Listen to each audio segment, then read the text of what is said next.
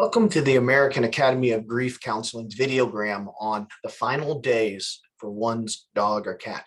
And this video is a very sad video for anyone who owns pets, especially those who are already going through it. And maybe this will serve as a little bit of a roadmap as you go through the process once discovering that your pet is terminally ill.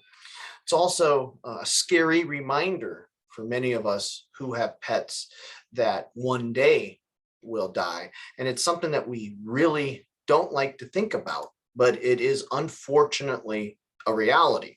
So saying goodbye is one of the most difficult days. It's a day that you will always remember if you've already gone through it. And if you're preparing to go through it, it's very hard to come to grips that your pet, your dog, your cat, your horse, or any particular furry friend is about to pass on, to go over, as they call it, that rainbow bridge. So it is a very somber day when it does come, or if you've experienced it already. I know for a fact throughout my life, I've had many dogs, and I remember almost every single day of when they were finally taken in and put down. I remember where I was and what I went through. And it's probably the same true for any of you who might have gone through this. So it's definitely not something to look forward to. It's something that is very traumatic. It's just like losing any family member.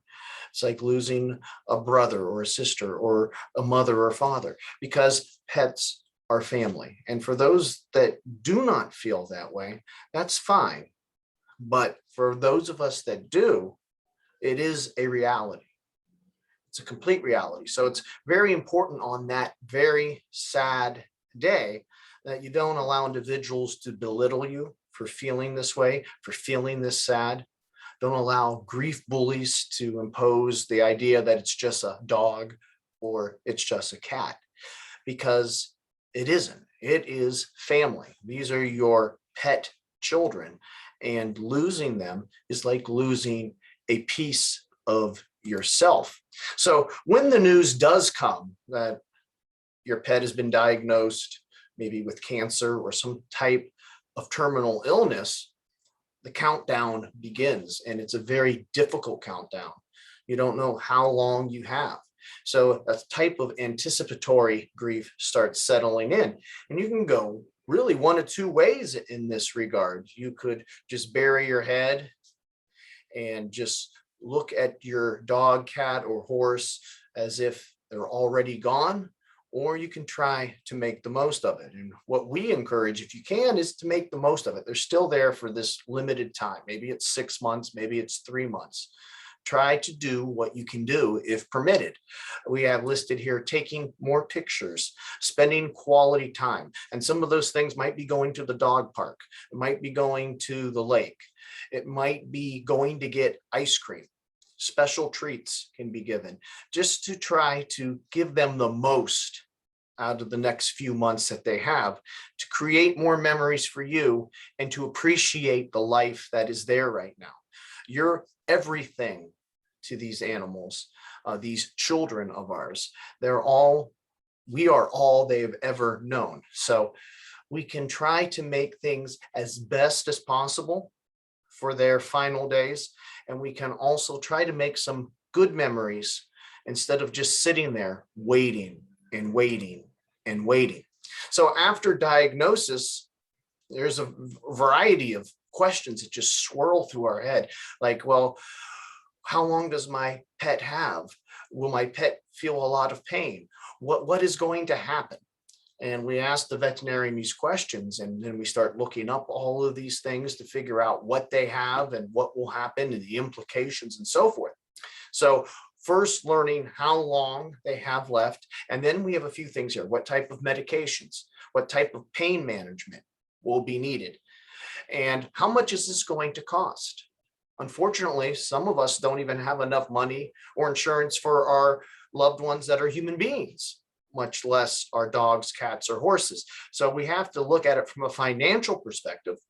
There are pet insurances out there, but many of us do not have that.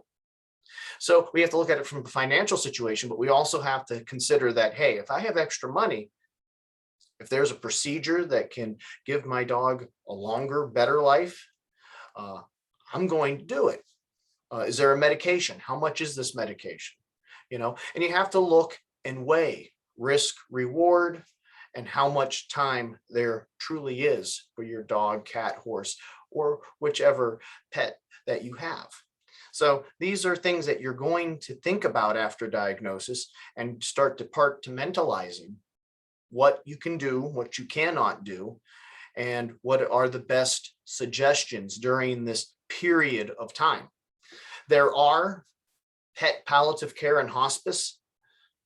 They are available. I have not heard of any individuals that I know within my circles that have ever utilized it, but palliative care obviously manages symptoms, while pet hospice prepares the pet for a dignified death. So if you're an individual that cannot care for your pet due to age or your own terminal illness or your own condition, maybe a hospice type setting with a clinic would be quite helpful to manage your pet's pain, to manage the final days so that your pet isn't suffering in any way during these final months, this march to the finish line, so to speak. Now, after we've managed everything we can and we've taken it to the final day, euthanasia becomes the final option for your pet. So a few things to consider when making this painful, difficult decision is your animal's pain no longer controllable? Is your animal's mobility limited? Is your animal's dignity gone? One of the first things that went with one of mine was the ability to walk. He could no longer keep, the dog could no longer keep his hind haunches up. Therefore, if he had to urinate or make a bowel movement, he couldn't even carry himself to get up from it. He was in pain with arthritis. He was so old. And he'd had lived for almost 15, 16 years. His quality of life was no more. So the only option then was euthanasia. Painkillers were no longer working. Mobility was gone.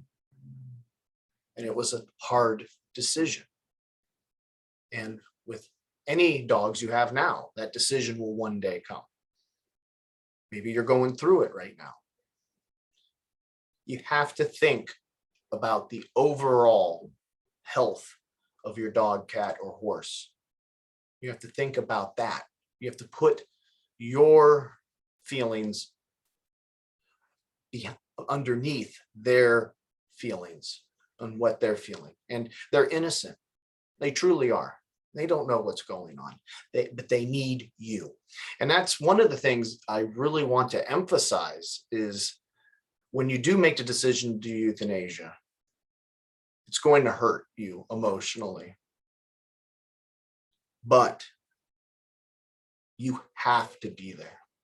You can't just walk away. Why? That's love. Your pet is going to need you there to hold its paw, to pet his head or her head while the injection is done. And it's completely painless. You just lay there with them, pet them, and allow them to silently fall asleep. But you keep them peaceful. You keep them feeling safe. You let them feel that love that they first felt that very first day that you had them. And that allows them to die without fear. And that's the big thing, the anxiety, the fear of not being there, especially if it's at a vet's office. Now, you might decide, and these are options, you might decide to have your pet euthanized at home. And some individuals like that because it's more comfortable for the pet, but it also can have a negativity on you in that you always remember that spot in the house. So it's something to weigh. What would you rather prefer? Where would you rather prefer? But the big thing is be there. Be there for them. They're scared. They're anxious. They've been in pain.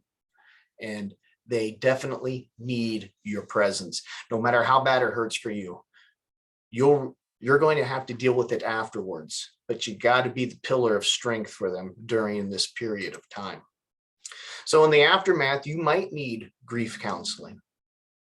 And again, don't allow anyone to belittle what you're feeling, what you're going through. But here's a few other things to consider. Two big things. If you have other dogs, cats, or horses, they are going to naturally wonder where their brother or sister is. They're not going to have a comprehension. They'll eventually figure it out. But in the meantime, there's going to be mourning on their part. How they portray it is within their own species of dog, cat, or horse. But a lot of symptoms are they don't like to eat as much. So you're going to have to watch their diet and make sure they eat. And they might not be as playful as they were. They might not perk up for a while, for a couple of weeks. So it's very important. It's very important for you to be there for them, to make sure that they eat and to play with them and to give them attention, a couple extra walks, a couple special treats, just to perk their spirits up because they're going to be mourning just like you. Then comes the other question. Would you like to have another dog, cat, or horse if you don't already have one? It might be too much, or it might be something you need to help heal, to open your heart to another dog or another cat. If you're not ready for it, definitely don't do it. But it might also depend on your own physical capabilities. You might be more elderly at this time. You might not be as young as you used to be. But just don't feel like you're betraying, because you're not. You're opening your heart to another animal, and that's not betraying the dog or cat or horse that you just had to unfortunately put down through euthanasia. In the meantime, you can help your grief, work through it through memorializing your pet. One of the greatest thing in the last 10, 15 years is ashes. Before that, they went to a pet cemetery and you never saw them again. Now they can be cremated and you can have their ashes. And you can put them in a memorial, a box, and you can keep that, keep it by your side. And you can also do, in addition, what we call a shadow box. You can keep some of their fur, keep their original collar, a brush, or display a picture and have it up so that their spirit is always with you. And that's a beautiful thing to have. And that's something as a dog owner that I have done. I do have ashes of some of my dogs when it became available option. And I also do keep shadow boxes up of things that belong to them to remember. And of course, having other dogs passes on the line. Maybe I share one of the older toys with them, and it kind of shows that, hey, something that he really liked is now being played with by his younger brother or sister. So these are things to consider as you grieve through this process of saying goodbye to your dog, cat, or horse. We are the American Academy of Grief Counseling. We do offer the Pet Loss Grief Specialist certification. This program itself is designed to help individuals through pet loss itself. There's 6 core courses. They're independent study. You can go at your own speed and your own pace, and it leads to a 4-year certification. And it's open, of course, to qualified professionals. Below is a link that takes you to the program and gives more details and information regarding it. If you would like to contact us, you can call us at 330-652-7776. And you can also email us at info@aihcp.org. So if you're about to lose a pet or have lost a pet, there are things that you can still do with them before that fateful day, that very sad day. But as that day approaches, remember, you have to be there for them. You are their world. You are the most important person in their life, and they're going to be scared, and there's going to be some pain for them, but it's up to you as a pet parent to take care of your pet children. I'd like to thank you for listening today, and have a good one. Thank you.